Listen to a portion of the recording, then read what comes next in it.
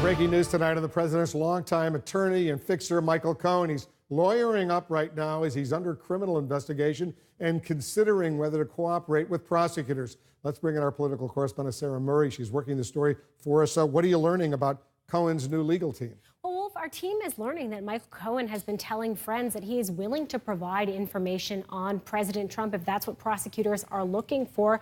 And that could be a shakeup in his legal strategy. He's certainly shaking up his legal team. He is planning on hiring a new attorney, Guy Petrillo. He's the former chief of the criminal division of the U.S. Attorney's Office in Manhattan, an experienced trial lawyer. And I think what you are seeing here is Michael Cohen preparing for the possibility of an indictment and changing his legal team to prepare for the criminal investigation he's under. Remember, the lawyers he had originally hired, the guy who was leading the charge was from D.C., and they were basically preparing for congressional inquiries to create and produce documents for Congress. They weren't prepared for what has become an incredibly invasive criminal investigation that also included a raid of Michael Cohen's home, office, and hotel room. And so I think we're seeing Cohen make this change in part to deal with that criminal investigation and also potentially for a change in legal strategy. And I understand, Sarah, you're getting some new information on whether Cohen will stay loyal to the president? Well, that's what we're waiting to hear. I mean, like I said, he has signaled to friends that he may be willing to provide information on President Trump if that's what prosecutors are looking for.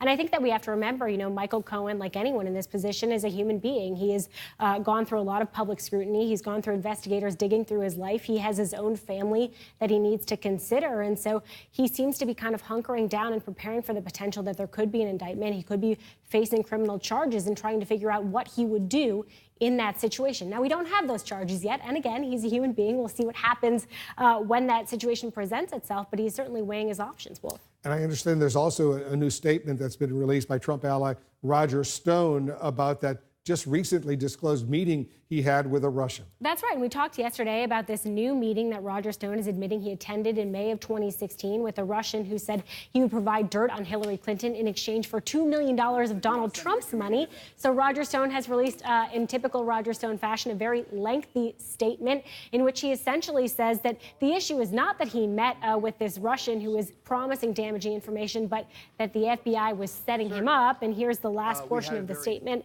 The real question is not why I failed to remember an innocuous meeting.